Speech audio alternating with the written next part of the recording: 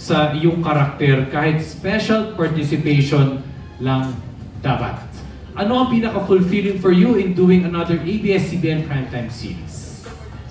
Pinaka-fulfilling, syempre, is to be able to do my art in a place that feels like home and nang na-welcome po ako ng buong-buo by everybody here and by ABS-CBN, everyone from Dreamscape. Talagang naalala ko po talaga kung bakit mahal na mahal ko itong trabaho to. That's the most fulfilling for me. Thank you, Yasi. For EJ, na sorpresa. Maraming na sorpresa na ikaw ay part ng cast. Kahit nung wala ka dun sa launch, kahit hindi ka napakilala nung launch at kalagitnaan ka ng show, pumasok ang character. Kumusta naman yung overall experience mo dito sa role? Actually, kahit ako na-surprise. Hindi ko talaga alam. Nung unang in-offer sa akin ng Dreamscape, sabi special participation. So akala ko, yun lang, taping ako, isang lock-in, ganon. And then biglang, wow, baba ng baba yung character ko. So syempre, blessing yun para sa akin. And natutuwa ako kasi ang ganda ng character. Sabi ko nga, yung character ko, marami na akong ginawa dating mga teleserye. But yung character ni Lieutenant Marlon Areza, parang naging fan ako ng character niya. Kasi yung pagiging pulis niya, siya talaga yung by the book, sumusunod talaga sa batas. Hindi lang basta napatunayan ng character niya na hindi lang basta paggamit ng baril yung pagiging pulis. Kumbaga, yung integridad niya, yung pag-save sa mga tao na nangangailangan ng tulong. So, yun. And very thankful ako sa Dreamscape at sa lahat ng mga taong nandyan. Pagbabalik ko bilang artista and syempre yung action genre. Una namang minahal ko yan and ABS din po yung nag-mold sa akin para makagawa ng mga ganito. And, yeah, thank you. Thank you, EJ. For Sir Chris, you were able to work with rising child star na si Zia Grace in this series. What can you say po muna about her acting skills? Superb. Ang galing. Si Zia, I think talagang born na actor. Kasi talagang lahat ng, pag narinig ko siya magkwento na wala sa harap ng camera, meron siyang process eh. Meron siyang sariling process na mabibilib ka kasi parang ang raw. Raw yung kanyang binibigay. And true enough, pag harap niya sa camera, pagbigay niya ng lines, andun na, kompleto na yung emotions. And of course, the family scenes, di ba? Paano niyo po siya nabuo yung dynamic? Maybe memorable scenes from that. We would always bond with Zia, kami ni Nikki. Kasi nakita ko actually kay Nikki yung style na talagang kinlose niya si Zia. Na para pagharap sa camera, talagang one family kami. And then so I followed suit kasi nga parang nakita ko it really worked. Na parang Zia looked up to us as her parents sa harap ng camera. Parang mom and dad talaga. Yeah. Yes. Okay. So that really, kumbaga, natural po siyang lumabas. Yes. Sir Chris, thank you. Thank you. So for Kai, as someone starting at acting, kamusta ang una mong sabak? Yes, I've had a yes. I've had a few acting bits before Roja, pero Roja is my first full-blown show, and I was a bit surprised to be a part of Roja kasi nga, as Atamay said, it's action-packed. So parang, talaga ba? Kaya Montanola mag-action din? So parang, at first I was intimidated, but as I got to know my role, Ice Mercado, I'm an influencer with AC, sila Emilio, I was like, okay, let's see it. And honestly, I had fun, and I wouldn't have so much fun if it weren't for the cast.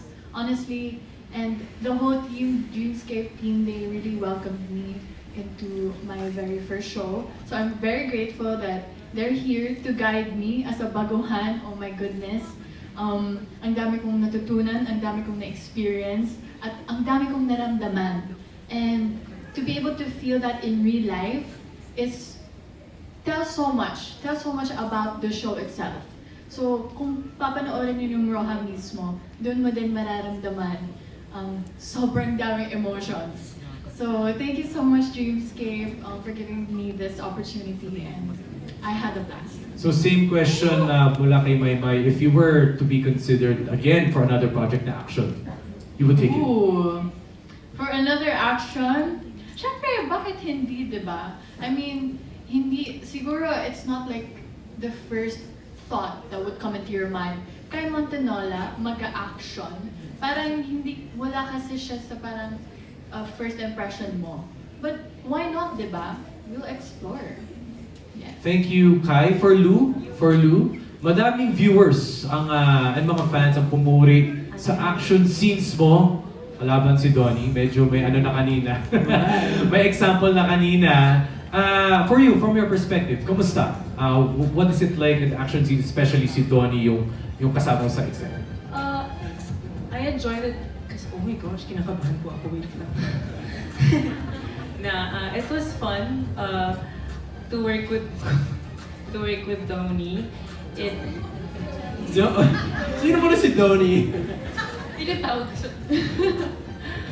Nung una kinakabahan talaga kasi, well, sa mga past na work ko, hindi pa yun hand-to-hand combat. It's always just like pointing the gun and then but with him, it was easy naman kasi we were both just working together as a team when it comes to just shooting that, and mabilis yung pag-pick up namin with the parang the stunts parang sayaw, so it was really enjoyable. Alright, thank you Lou. For EJ and Kobe. So given na ito, kumbaga pivotal din di ba? Yung inyong mga eksena. Hostage taking kasi yung plot ng buong series, of course. And if you were placed in a similar situation sa pinagdaanan ng characters ninyo, how would you respond muna, EJ? Kumbaga kung balik na rin natin. Ito si Finn talagang siya, nakasurvive siya, ang daming pinagdaanan. Pero feeling ko si Iggy Boy, hindi niya kayang gawin lahat ng pinagdaanan ni Finn. Sa dami ng pinagdaanan ni Finn, nasabugan ng bomba, nagbato ng granada, nadamplisan ng baril. So ang dami nangyari. Kung si Emil nagtataka yung ba't buhay pa, nagtataka na rin ako bakit si Finn buhay pa. So, feeling ko si Iggy Boy, hindi niya kayang gawin yun. Pero ganun kagaling yung ginawa ng team ng Roja. Kasi parang magawa mo na, kung isipin mo, parang comic book, ano to, superhero. Pero nabibigyan ng hustisya, ba't nangyayari yung mga yun? Diba? So, yun. Napatawa mo, Cass. Thank you. Kobe? Alam mo kasi si Maki marami siyang connections kaya siya nag-survive. Si Kobe, wala masyado. So medyo parehas pala. I think it would be a very different experience for me, and I don't think I would be able to survive what Maki went through. Yes. Okay, Iggy and Kobe, thank you. Pero, follow-up question lang. Would you fight back? How would you fight back siguro? Kagaya ng ginawa ng characters niyo. Ako kasi, ang importante kasi sa akin yung mga mahal ko sa buhay.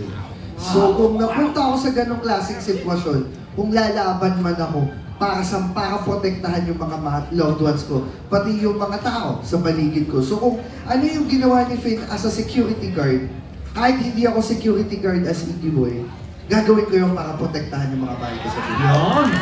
Kobe, ang galing! Para sa pamilya, Kobe. Same answer. Same answer. Family Family. is my motivation. Of course. So I think they would be the ones that would keep me going. Yeah. Thank you, Kobe. Now for Micah. How was